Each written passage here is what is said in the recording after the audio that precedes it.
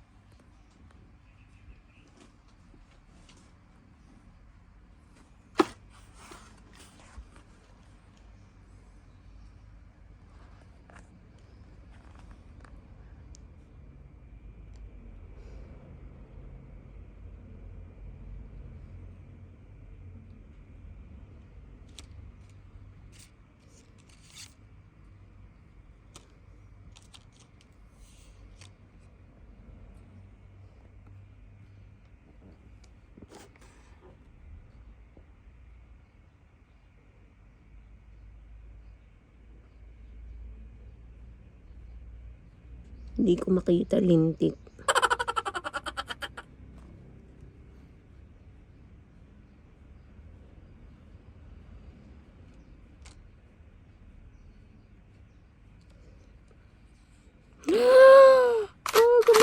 Nagmamagaling. Okay. Nagmamagaling kasi ako. So, ayan na siya. Tipid-tipid. So, DIY kasi.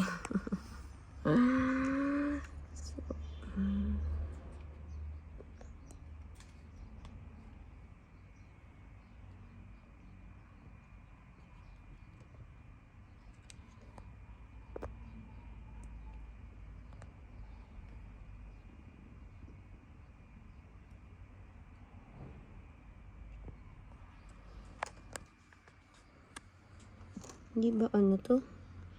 Eksakto.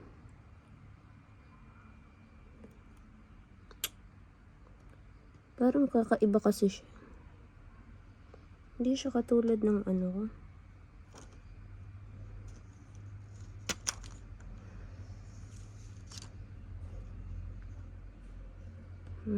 Gumagalaw. Hindi siya eksakto. Yeah, baby! Oh, shit. Parang balik ko. Tama lang ba? Nakabahan ako. May bubbles ba siya? So, nakabitan na. Ayan, DIY. So, nakatipid na. Pag nasa mall kasi ko bumili, mahal. Ayan. So, what's the difference, diba? Ayun, may bubbles. May gawa siyang bubbles. So, hey! So, yan ang nagagawa ng nagmamagaling.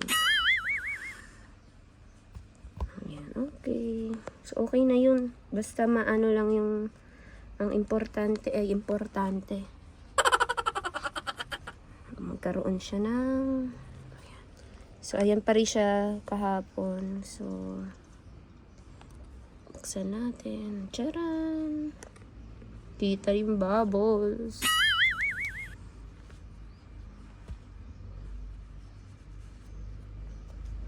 Hindi ba siya baligo? Hello! Ayan, okay.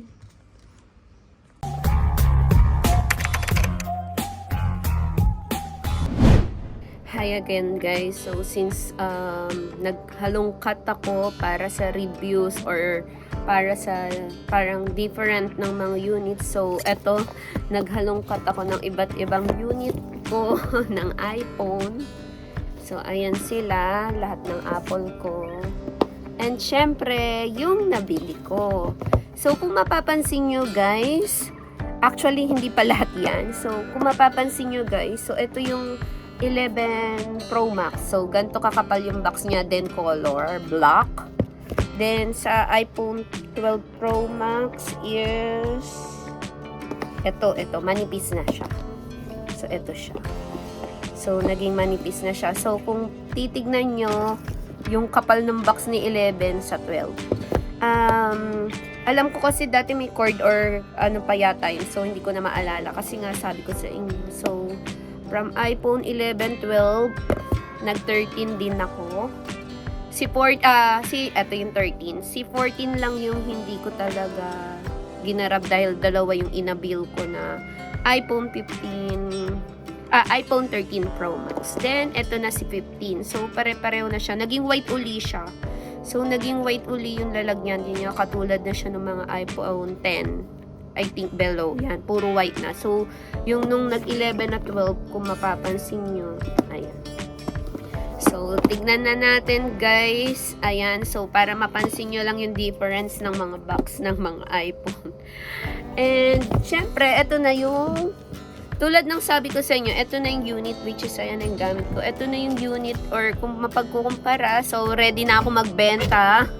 And syempre ayoko naman di mapahiya sa mapagbebentahan ko. Favorite ko talaga yung white, kaya white yung kinuha ko ngayon sa 15. So magbebenta ako pero ayan, I'm using pa rin na may kumbaga complete set pa rin siya. At syempre kailangan kong palitan ng casing, palitan ko ng tempered glass para presentable naman at para mamaya huntingin ako. Ayoko rin naman magkaroon ng parang problem or palpak sa binentahan ko. So dapat lang tayo, 'di ba? Loyal or talaga nagsasabi tayo ng totoo kung may problem talaga yung mga unit. Actually, lahat ng unit ko walang problem. Maayos nyo pang gamitin, pang laro, or kung ano. Kasi sabi ko nga sa inyo, gumagamit lang ako ng phone para sa mga tawag, browsing, minsan naglalaro pero hindi naman sobra kasi nga more on workaholic and vlogging, so picture, yun lang. And hindi ako masyado sa parang watching Netflix, pero overall wala, hindi naman ako, yung sabi ko nga hindi ako mabusisi sa sa paggamit talaga ng phone or gadget. So, ayun lang guys. Ayan ha, nakita nyo yung difference ng mga boxes natin. So, ayan. Bumalik siya sa color white, si 15. Bentahan time! Oh my God, guys! Hindi ko alam na, ang tanga ko. So, akala ko, nanghihinayang, binuksan ko. Ito, iba talaga. So, ito pala yung dulo niya talaga. So, yung Type-C. So, it means, kailangan kong gamitin yung bago ko talaga. Ang charger, binuksan ko pa man din yung bagong stocks ko. Yabang ko pa kay kuya na, meron po akong bago. Yung pala, iba na nga talaga siya. So, hindi na siya ito. Hindi siya. So, yun nga, iba. Ganito rin yung dulo. So, maganda. Maganda. So, nainis lang ako dahil bubuksan ko talaga yung bago.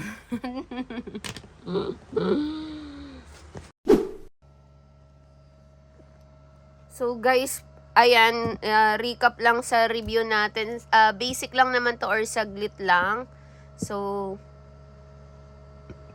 eto na yung iPhone 15 Pro Max natin. So, eto yung sukat niya sa mga gustong makaalam. So, ayan na siya. Parang nasa 15.5 yung centimeter or cm yung haba niya.